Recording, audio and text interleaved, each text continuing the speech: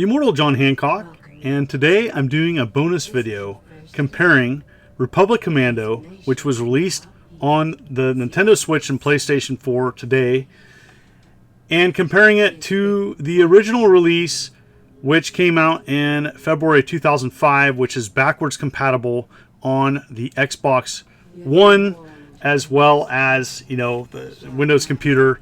And so what I'm comparing is Republic Commando running on an Xbox Series X in 1080p versus the Nintendo Switch. I'm doing the best to compare them side by side. The load times are longer on the Nintendo Switch. I kind of cut most of those out, and I just wanted to show you kind of the differences between how they look, how they run. I'm a huge Star Wars fan, and so I'm really excited to see that this is being released and offered to a different audience. Really Aspyr has done a fairly decent job with offering some of these Star Wars games on the Nintendo Switch, some better than others. I really liked Racer. I was a big fan of Racer.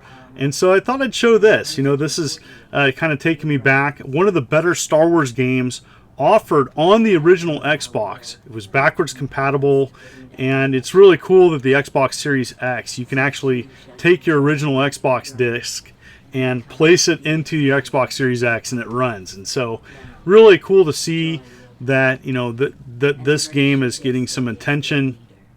And I just wanted to show the comparison of kind of how they look. There is subtle differences, and wanted to give you my thoughts. And so I'm a huge Star Wars fan, as mentioned before. I've done several Star Wars videos.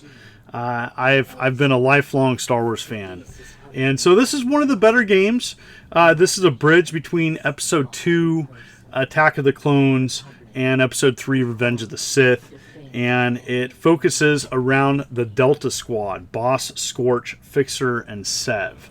And so this game spans across, really 3 campaigns. The first part's covering Geonosis, then it goes to Prosecutor, and then Kashyyyk. And so I'm really just showing kind of the first part of the game. It's the easiest to compare. And wanted to say, this is a great game. It's a squad-based game, a great single-player campaign. And if you're a fan of first-person shooters, or games such as Halo, you're gonna like this game. Is it better than Halo? I don't think so. But I really like what they did here, kind of telling a story through the lens of Delta Squadron. It's a really good game and decent story. The length is approximately, I would say, about 10 hours on average. It's been a long time since I've played this through the campaign, but I really think it's one of the better Star Wars games. And so here you go. As mentioned before, I noticed a little bit of a frame rate issue occasionally on the Switch. We're dealing with a less significant hardware when it comes to power, so it's going to run better on the Xbox Series X. But I think that they did a really good job with porting it over. And so I just wanted to show you that. Have you played this game?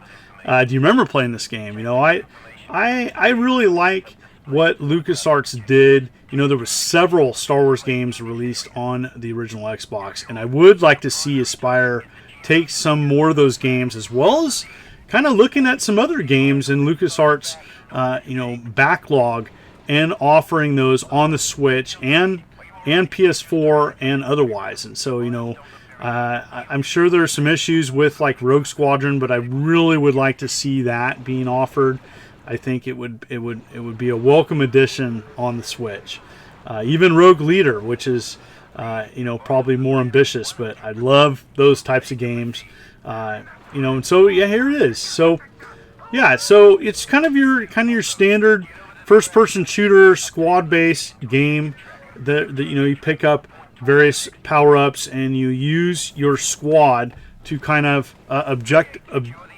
clear objectives and progress into this good Star Wars game. And so I think that Aspyr really did a decent job here. I'm not here to say whether I love it or hate it. I need to play more of the game to really express that. But I thought I'd just show the comparison, and you make the decision yourself what you prefer or what you like or don't like. And so, you know, for me, I think it's pretty cool. And it's $14.99. I did purchase this game off the eShop. I was originally going to do a review, and I thought I'd do this instead. I like doing these comparisons. I don't get to do them all the time. They do take a little bit more work, and the time is definitely something of a luxury for me lately. But I do like it when I can do these comparison videos. They're kind of fun to see, you know, what looks better, what runs better. And so, yeah, I thought I'd do it, and I really enjoy, you know, playing a good Star Wars game. This is one of the better ones released on the original Xbox. And so, yeah, and so, you know, the start of this game, it just kind of shows you, you get to introduce yourself to the squad and kind of what they can do. And then, you know, as it progresses, it gets more challenging, like many other video games. Nice to see this on the Switch, though, and PS4. So if you're a fan of this game and you have a PlayStation 4, another option for you. So yes. And so, you know, I want to hear your stories. Did you play this back in the day? Did you remember playing it? Have you overlooked it? You know, this game, while it's liked by many people and it's considered one of the better Xbox games released, there's a lot of people I've talked to that haven't played this, and so it's decent. It's decent. I definitely recommend going back and checking it out. You know, you can get the original Xbox release. It's still fairly affordable. It might just be easier to get the digital version, which is offered on eShop as well as Xbox and PlayStation 4. I do believe that limited run games, for people that want a physical for the Switch and PS4, you can go that route, and they have several different versions of it. But yeah, you know, I've checked this game out. I kind of pop it in every now and then. It's been a while since I played a significant length in the campaign, but you know, I like it. I'm a big fan of Star Wars, the Clone Wars cartoon, the original Clone Wars shorts. Those are simply amazing. But I've watched every Clone Wars episode offered, and like it. I liked kind of the story, the backstory of the clones. They gave them personalities, and this is one of an early game to show kind of the perspective from kind of an elite squad, the Delta Squad. You know, and it's definitely feels like a Star Wars game.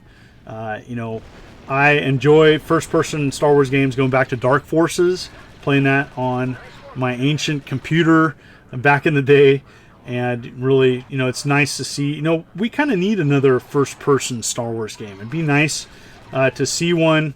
I know that there's several Star Wars games in development, and it'd be really nice to get another first-person Star Wars game. So yes, just wanted to share this, just a bonus video. You know, I was thinking, gosh, you know, I'd like to do this today. And so here I am, kind of sharing it. What do you think? I'm definitely in the comments. What do you think is your preference? Would you play this on the Switch with the advantage of playing it portable? Or would you decide to go with the Xbox version, playing either on original Xbox or several other hardware versions? Do you play it on the Xbox Series X to get the 4K enhancement, or, you know, the bump in, I do believe, resolution? And so yes, I think whatever version you choose, this is a good game. So if you're new to coming to my channel, consider hitting that like and subscribe button and click the bell, as I'm uploading videos every week.